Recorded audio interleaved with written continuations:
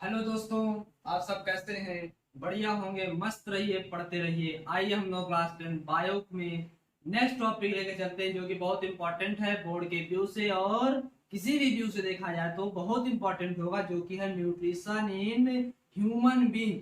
मानव में पाचन कैसे होता है। फटाक से देखिए, उसका फिगर मैंने ब्लैक बोर्ड बनाए रखा है, बस इसका प्रोसेस आपको समझाता हूँ। एक बार में मन लगा कि कंसंट्रेशन के साथ पढ़ेंगे, सारा डाउट क्लियर होगा, कुछ भी नहीं छूटेगा। एक एक डाउट बताया जाएगा, आपको कुछ भी नहीं छूटेगा, परेशान मत रहिए। एनसीईआरटी की एक एक लाइन को पढ़ लीजिएगा। इसके बाद भी डाउट आता है तो आप बताइए, कमेंट करिएगा, साइड बुक पढ़िए, कोई कमेंट नहीं आएगा, पूरा बेस्ट एनसीईआरटी है। ओके, लेट अस सी। देखिए, जब आपका भोजन होता है वो स्टार्ट हो जाता है माउथ से होना। ये पूरा माउथ से स्टार्ट, भोजन का स्टार्टिंग है, पाचन जो होता है, डाइजेशन जो स्टार्ट होता है, कहां से स्टार्ट होता है? माउथ। माउथ में होता है, आपके पास माउथ में पाया जाता है टीथ।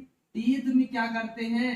टीथ का काम होता है, टीथ का काम होता है जो भी आप भोजन लिए उसको छोटे छोटे पार्ट में डिवाइड करना। टीथ चार प्रकार के होते हैं: incisor, canine, premolar and molar. याद रखिएगा कौन कौन से होते हैं, याद रख लीजिए। इसके बाद इसमें पाया जाता है, इसमें पाई जाती है आपकी टंग, और टंग में पाया जाता है सलाइवा रिलीज करता है। ध्यान दीजिएगा, जो टंग होती है ये रिलीज करती है सलाइवा, और सलाइवा में पाया जाता है स्लेवरी स्लेवरी ग्लैंड पाया जाता, सॉरी, टंग में पाया जाता है स्लेवरी ग्लैंड, और ये स्लेवरी ग्लैंड जो रिलीज करती है सलाइवा, जिसमें पाया जाता है ptyalin enzyme. Ptyalin enzyme, ptyalin enzyme जो क्या करता है, जो क्या करता है, जो स्टार्च को शुगर में कन्वर्ट करता है, जो क्या करता है, जो क्या करता है, स्टार्च को शुगर में कन्वर्ट करता है। यानी कहने का मतलब आपका डाइजेशन स्टार्ट हो चुका है, कहां से? माउथ से स्टार्ट हो चुका है। इसके बाद भोजन जैसे इतना होने के बाद भोजन आगे बढ़ता है, इस पाइप में आता है, इस पाइप का नाम होता है फूड पाइप, भोजन नलिका, जिसे और कहते हैं एसोफेगस। इसमें जो भोजन आता है सीधा नहीं आता है, एक मूवमेंट करता हुआ आता है, ऐसे टेढ़ा मेढ़ा करता हुआ मोशन आता है, इसे कहते हैं पेरिस्टाल्टिक मूवमेंट या क्रमाकुंचन। ऐसे आता है, कुछ क्रमाकुंचन गति करता हुआ आपका सीधा पेट में आता है, इसे कहते हैं स्टमक। स्टमक में जो होता है तीन चीजें पाई जाती हैं: एचसीएल, पेप्सिन, म्यूकस। ध्यान से देखिए क्या क्या है। एचसीएल है हाइड्रोक्लोरिक एसिड, जिसका काम होता है जो भोजन आया उसको एसिडिक बनाना। पहला काम भोजन जो आया उसको एसिडिक बनाना, सबसे मेन काम है एसिडिक फॉर्मेशन देना, यानी ये करेगा एसिडिक बनाएगा। फिर पेप्सिन क्या करेगा? अगर ये एचसीएल काम नहीं करेगा तो पेप्सिन नहीं काम करेगा। जैसे ही एसिडिक बनाएगा तो इसका काम होता है डाइजेस्ट प्रोटीन, ये कर देगा डाइजेस्ट प्रोटीन, ये प्रोटीन को डाइजेस्ट करेगा। तो म्यूकस क्या करता है? म्यूकस आपको पता है एचसीएल बहुत एक्टिव एलिमेंट होता है, बहुत एक्टिव क्या होता है? एसिड होता है। ये आपको स्टमक को खराब ना कर दे, इसीलिए प्रोटेक्शन का काम करता है। इनर लाइनिंग ऑफ स्टमक को प्रोटेक्ट करता है कौन? म्यूकस। इसके बाद यहाँ से जैसे भोजन आगे इंटर करता है, ध्यान दीजिएगा यहाँ पे एक स्फिंक्टर मसल पाई जाती है। स्फिंक्टर मसल, स्फिंक्टर मसल, बहुत ध्यान से देखिएगा। स्फिंक्टर मसल, स्फिंक्टर मसल का काम क्या है? इसका काम ये है कि ये भोजन को अगर एक बार रेगुलेट करती नीचे तो फिर ऊपर नहीं जाने देती है। इसका काम होता है कहाँ कहाँ पाई जाती है? हर एक जॉइंट में पाई जाएगी। जैसे यहाँ पाई जाएगी, यहाँ से भोजन ऐसे अंदर आएगा कि ऊपर नहीं जाने देगी, यहाँ पाई जाएगी। आप समझ सकते हैं स्फिंक्टर मसल का काम क्या है, कि भोजन एक बार नीचे आया तो फिर उसको ऊपर नहीं जाने देना। स्फिंक्टर मसल काम है उल्टी उल्टी में आने देता हो, मजबूरी हो जाती इसलिए आने देता है, अदरवाइज नहीं आने देगा। फिर ये भोजन जैसे यहाँ आता है, यहाँ पर आने से पहले दो चीजें मिल जाती हैं। एक मिलता है लीवर, लीवर जो होता है वो लीवर रिलीज करता है बाइल जूस, लीवर रिलीज करता है बाइल जूस। और इस बाइल जूस के मेन दो फंक्शन होते हैं, मेन दो फंक्शन होते हैं। बाइल जूस को बनाता है लीवर, स्टोर रहता है गॉल ब्लैडर में। इस बाइल जूस के मेन दो फंक्शन है। सबसे पहला फंक्शन क्या है? जो एसिडिक फूड है तो उसको अल्कलाइन करना, पहला काम है एसिडिक फूड को अल्कलाइन बनाना। अल्कलाइन का मतलब होता है बेसिक बनाना। दूसरा है फैट को इमल्सिफाइड करना।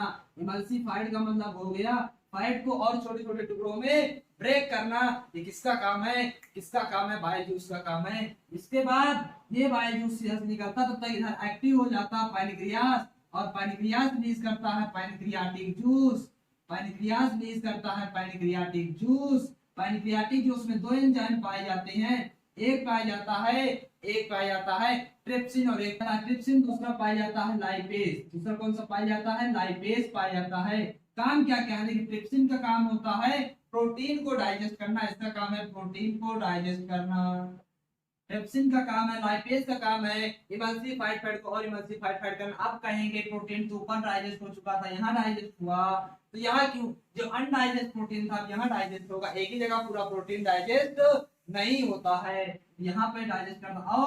और ये देखिए जो आपको शुगर की बीमारी होती है इसी के द्वारा होती है, इससे पाया जाता है इंसुलिन एंजाइम पाया जाता है, जो कि आपको पढ़ना नहीं है लेकिन बता दे रहा हूँ। इंसुलिन के द्वारा ही आपको शुगर की बीमारी होती है, यानी आपके शरीर में शुगर की मात्रा बढ़ जाती है। इससे आपको क्या होता है? शुगर बाहर निकलता है ब्लड के द्वारा, बार बार आप टॉयलेट जाते हो वो इंसुलिन, इसलिए इंसुलिन की इंजेक्शन भी दिया जाता है शुगर के मरीज को, याद रखिएगा। दूसरा इसके बाद भोजन, ये भोजन आपका अंदर जाता है, और अंदर कहाँ जाता है? सबसे पहले जाता है स्मॉल इंटेस्टाइन। स्मॉल इंटेस्टाइन नाम है, सबसे बड़ी इंटेस्टाइन होती है जो कि लगभग 6 से 7 मीटर होती है। ये इंटेस्टाइनल जूस को सीक्रेट करती है, किसको? इंटेस्टाइनल जूस को सीक्रेट करती है, इंटेस्टाइनल जूस को सीक्रेट करती है, जिसमें बेसिकली इसके जो बेसिकली काम होते हैं, यहाँ पर होता है फाइनल डाइजेशन। स्मॉल इंटेस्टाइन में फाइनल डाइजेशन होता है, इसके बाद डाइजेशन कहीं नहीं होगा। यहाँ पे देखिए 3 मेन बड़े बड़े मेन काम होते हैं। यहाँ पर 3 काम क्या होता है? पहला काम यहाँ पे होता है जो आपका प्रोटीन बचा है, जो आपका प्रोटीन बचा है उसको एमिनो एसिड में कन्वर्ट करेगा, दूसरा इसका मेन काम होता है जो आपका इसमें फैट है इसको फैटी एसिड में कन्वर्ट करेगा, इसको फैटी एसिड में और ग्लिसरॉल में कन्वर्ट करेगा। तीसरा मेन काम ये करता है जो कॉम्प्लेक्स कार्बोहाइड्रेट होता है इसको कन्वर्ट करता है सिंपल कार्बोहाइड्रेट यानी ग्लूकोज में कन्वर्ट करता है। ये बेसिकली इसके 3 मेन काम हुए, आप याद कर लीजिए। इसके बाद ही पूरा भोजन चला जाता है और इसमें एक स्ट्रक्चर पाया जाता है, इसका नाम होता है विलाई पाया जाता है। कौन पाया जाता है? Villi, VILLI। विलाई का काम है क्या है? ये एरिया को इंक्रीज करता है, इंक्रीज ऑफ एरिया करता है, इससे क्या होता है? आपको एब्जॉर्प्शन करने में सब मेहनत कम लगे, यानी एरिया बढ़ जाता है एब्जॉर्प्शन के लिए। फिर ये पाया जाता है और नेक्स्ट कहाँ?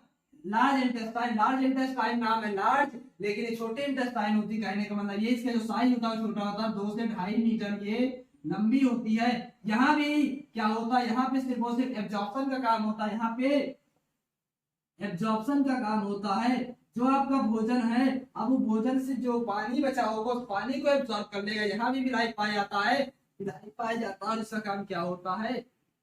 विलाई का सिर्फ काम है एरिया को इंक्रीज करना, फॉर एब्जॉर्प्शन के लिए एरिया को इंक्रीज कर देना। यहाँ विलाई पाया जाता है जो कि वाटर का एब्जॉर्प्शन कर लेता है। इसके बाद ये पूरा भोजन सब मिला के भोजन चला जाता है रेक्टम में। रेक्टम का मतलब यहाँ पर पाया जाता है, रेक्टम में ये सब इकट्ठा होता रहता है, मांसल पार्ट होता है, यानी यहाँ पर सब कुछ मांस बना होता है, यहाँ पर भोजन आपका इकट्ठा होता रहता है। और जब ये रेक्टम भर जाता है तो एनस के द्वारा इसको बाहर कर दिया जाता है। ये पूरा अनडाइजेस्ट भोजन। तो आप कहेंगे सर ये अपेंडिक्स क्या है? अपेंडिक्स का ह्यूमन में कोई काम नहीं है। आपको पता है ह्यूमन पहले क्या था? बंदर था, यानी कहा या तो जानवर का रूप था, और जानवर क्या करता है? घास फूस खाता है। ह्यूमन घास फूस खाता नहीं, तो अपेंडिक्स का मेन काम होता है घास फूस को पचाना। और हम नॉर्मल नहीं खाते, हम नॉर्मली खाते हैं जो कि हमारा इंटेस्टाइनल पचा लेता है।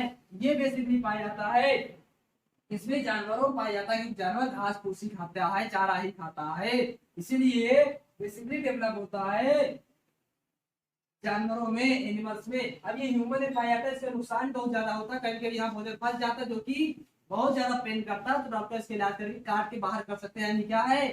वेस्ट है आपकी बॉडी से, वेस्ट पार्ट है, आप इसको कभी ऑपरेशन करके निकला सकते हैं, कोई दिक्कत नहीं है।